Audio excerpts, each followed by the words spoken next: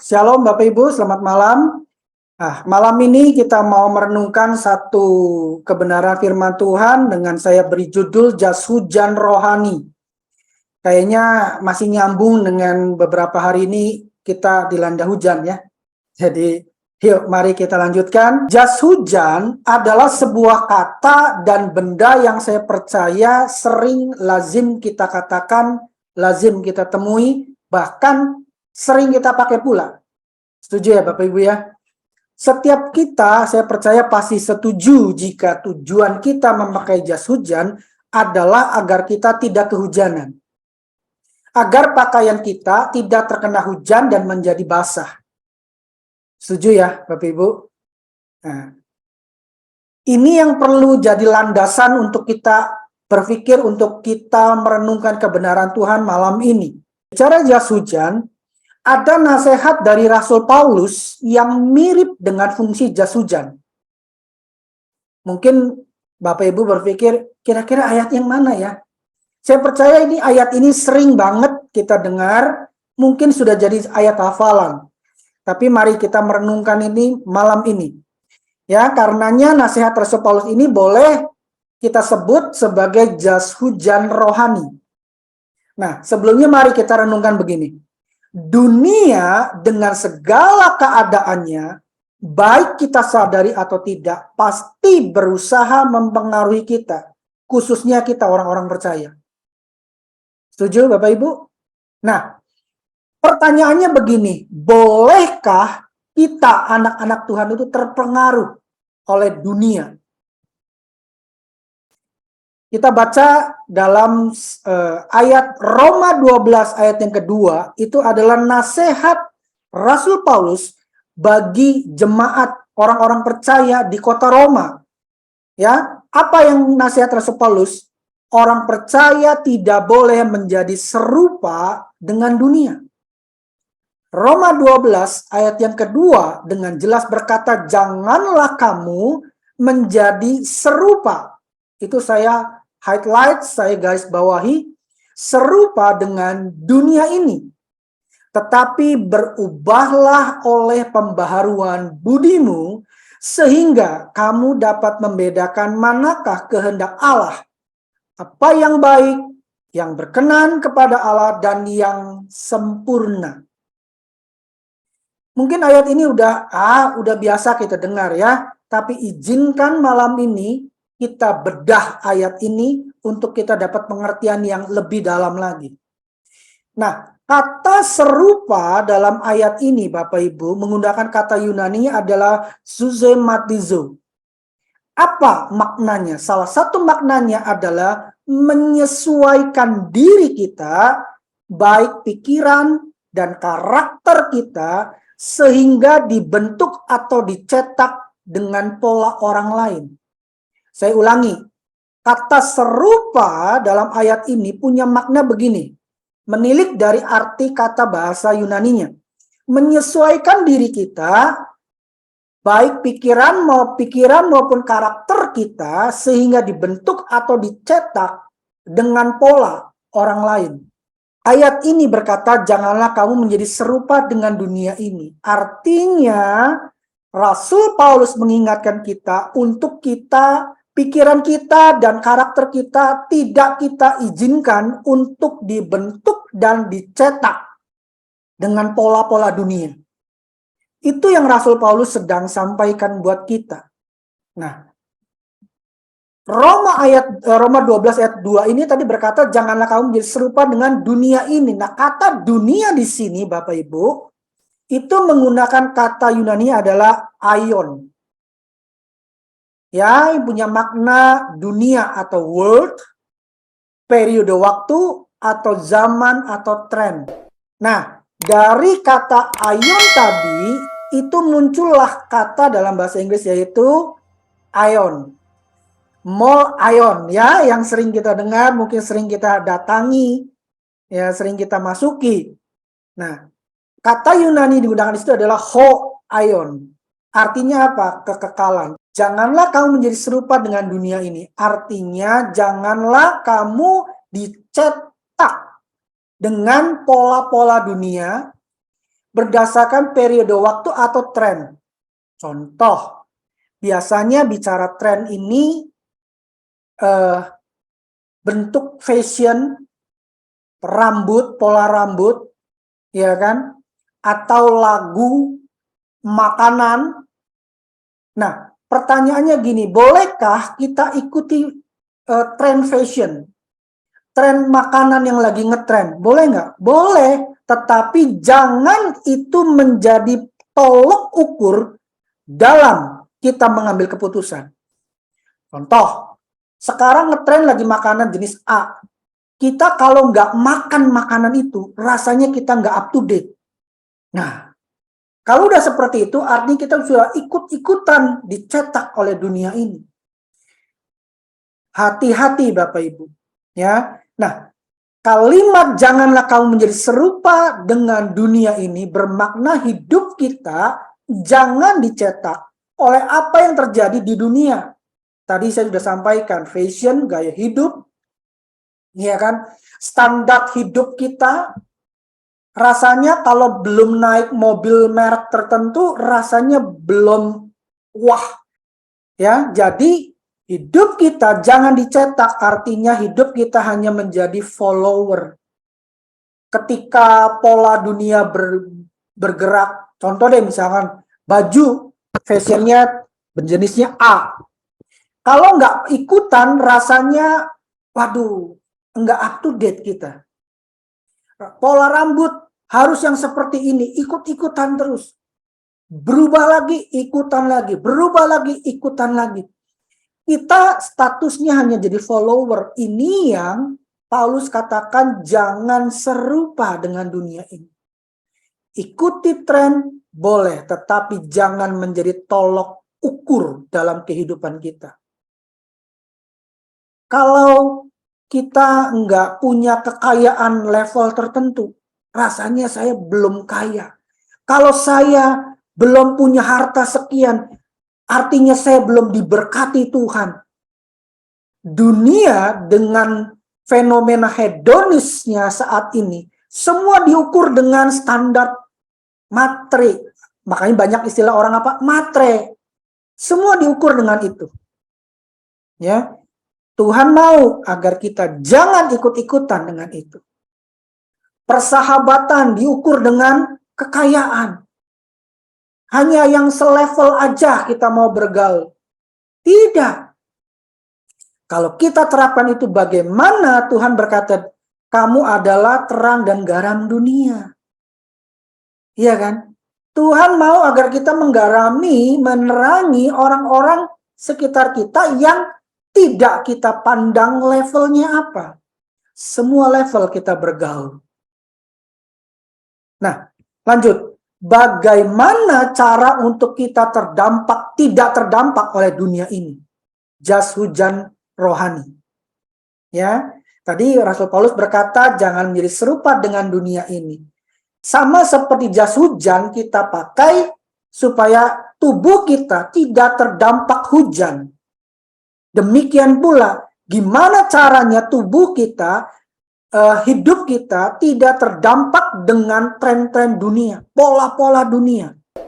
Roma 12 ayat yang kedua tadi juga sudah menyampaikan caranya, yaitu apa? Berubahlah oleh pembaharuan budimu, sehingga kamu dapat membedakan manakah kehendak Allah, apa yang baik, apa yang berkenan kepada Allah, dan yang sempurna. Nah, mari kita bedah lagi.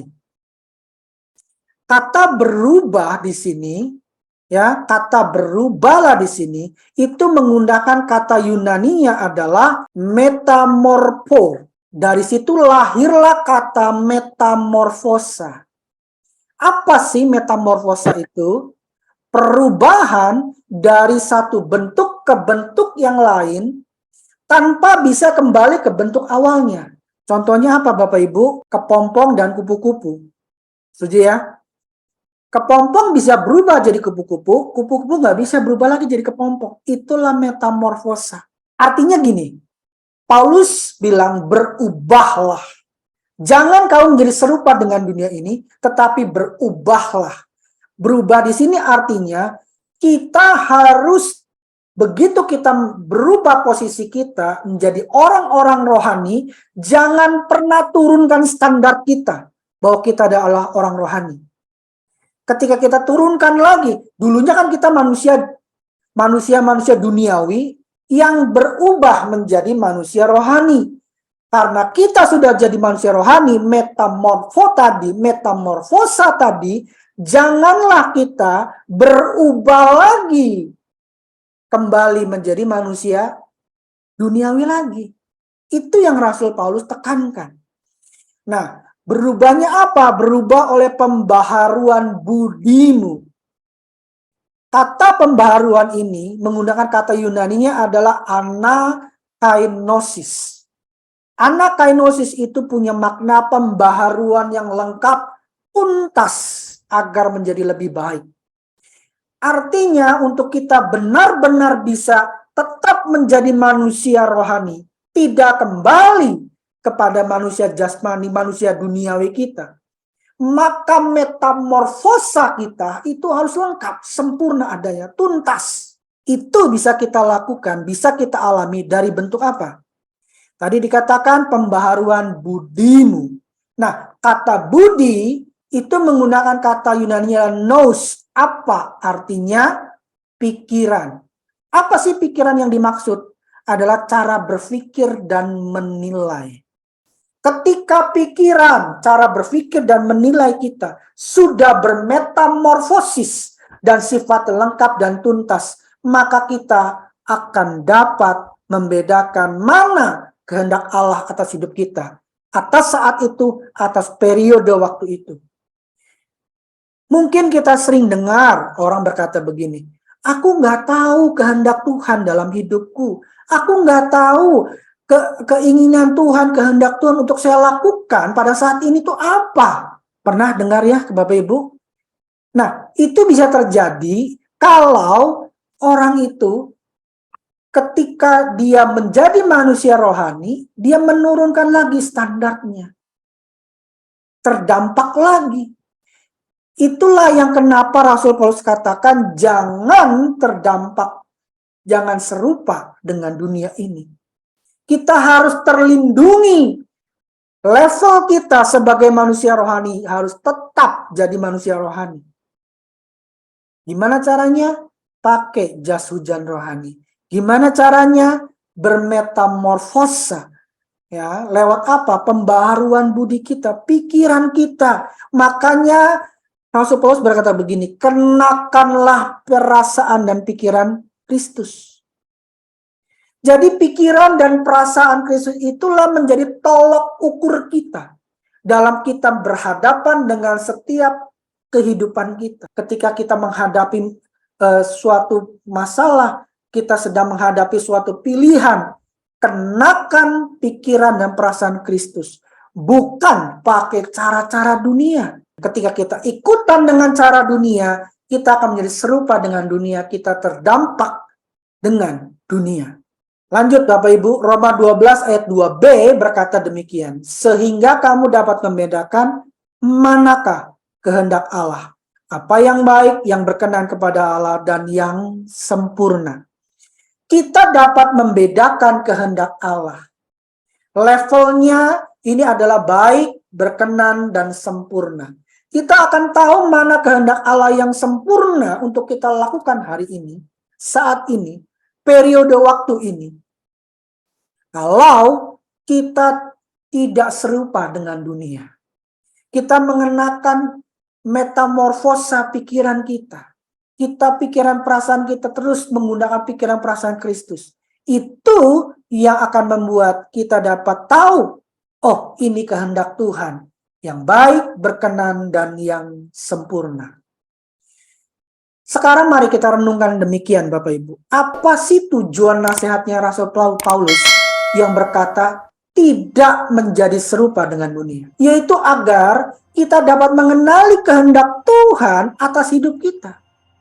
Kalau kita serupa dengan dunia, kita menjadi followernya dunia, hidup kita tolok ukurnya adalah keduniawian, semua sistem dunia, cara kita berdagang, cara kita bekerja, cara kita bertransaksi, cara kita melayani, semuanya standarnya adalah standar dunia, maka kita nggak akan pernah bisa mengenali kehendak Tuhan untuk kita lakukan.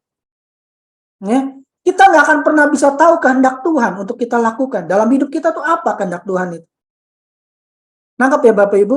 Nah, setelah kita tahu kehendak Tuhan, Tuhan dapat mengeluarkan bagian yang terbaik dalam diri kita. Alkitab bahasa Inggris versi The Message itu terjemahannya seperti ini. Segera kenali apa yang Dia inginkan dari Anda. Tanggapi dengan cepat. Berbeda dengan budaya di sekitar Anda yang selalu menyeret Anda ke tingkat ketidakdewasaannya. Tuhan mengeluarkan yang terbaik dari Anda. Mengembangkan kedewasaan yang terbentuk dengan baik di dalam diri Anda. Ketika kita tidak serupa dengan dunia ini, kita tidak terkontaminasi dengan dunia ini, hidup kita akan menjadi lebih dewasa. Kita bisa mengenali kehendak Tuhan dalam hidup kita. Kita tahu apa yang baik, yang berkenan, dan yang sempurna. Ketika kita lakukan itu, di level itu, maka Tuhan dapat mengeluarkan yang terbaik dari diri kita. The best part of us dapat Tuhan keluarkan. Seringkali kita nggak akan bisa tahu kehendak Tuhan yang sempurna karena kita belum dewasa. Kenapa kita belum dewasa? Karena kita belum metamorfosa sepenuhnya. Status kita, KTP kita, manusia rohani. Tetapi pola pikir kita masih pola pikir duniawi. Kita masih ikut trennya dunia. Kita masih dicetak oleh dunia. Cara kita bergaul, cara kita berdagang, cara kita bekerja, cara kita bertransaksi, cara kita melayani. Semuanya masih pakai cara-cara dunia. Bukankah itu tandanya kita masih dicetak oleh dunia? Statusnya mungkin manusia rohani. Tetapi faktanya itu masih manusia duniawi. Setuju Bapak Ibu? Bisa ikutin sampai sini? Ya. Nah, lanjut. Ternyata Bapak Ibu, bagian yang terbaik dari kita, the best of us, the best part of us, itu dapat dikeluarkan Tuhan jika kita tidak serupa dengan dunia ini. Ketika bagian yang terbaik itu bisa dikeluarkan Tuhan, bagian itulah yang menyenangkan hati itu. Mungkin kita tidak bisa merasakan, tetapi seringkali ketika kita tidak bisa mengeluarkan the best of us, the best part of us, bagian terbaik dari hidup kita. Apa bagian terbaik dalam hidup kita? Hati kita yang kita mau persembahkan kepada Tuhan. Keinginan kita, kemauan kita, kita berikan buat Tuhan. Tuhan, aku tidak memaksakan kehendakku, tetapi biarlah kehendak-Mu yang jadi. Itu yang Yesus ajarkan ketika Yesus di Taman Getsemani. Dia berkata, biarlah kehendak-Mu yang jadi. Ya. Roma 12 ayat 2 bagian B, bahasa Indonesia sehari-hari menggunakan dengan kalimat begini. Dengan demikian kalian sanggup mengetahui kemauan Allah, yaitu apa yang baik dan menyenangkan hatinya dan yang sempurna. Kalau kita berkata begini, aku mau menyenangkan hatimu Tuhan. Mari, berikan the best part of us. Berikan bagian yang terbaik dari kita. Apa? Kehendak kita, kemauan kita, hati kita. Gimana caranya itu kita bisa lakukan? Tidak membiarkan diri kita dicetak oleh dunia. Jangan pernah dunia berdampak dalam diri kita. Apapun yang kita lakukan, biarlah pikiran dan perasaan Kristus yang terus ada dalam diri kita. Apa yang bisa kita simpulkan, Bapak Ibu? Yang pertama, seperti adanya jas hujan, maka tubuh kita tidak terkena hujan. Demikian pula Tuhan mau agar kita tidak terkontaminasi dengan hal-hal duniawi. Yang kedua, ketika kita tidak terkontaminasi dengan hal-hal duniawi, maka kita dapat mengenali kehendak Tuhan. Sehingga Tuhan dapat mengeluarkan bagian yang terbaik dalam diri kita. Ketika itu dikeluarkan, itu sebagai ukupan yang harum di hadapan Tuhan. Dan itu menyenangkan hati Tuhan. Jadi, ketika Paulus bilang, janganlah kamu menjadi serupa dengan dunia ini.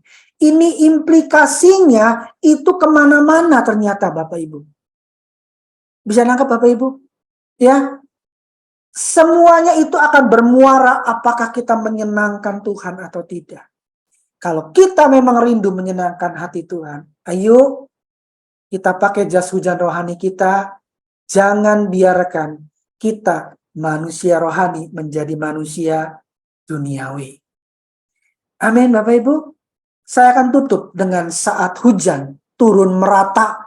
Jas hujan bikin kita tidak basah. Saat dunia tidak sama dengan kita, the best of us akan menjadi sah. Tuhan Yesus memberkati.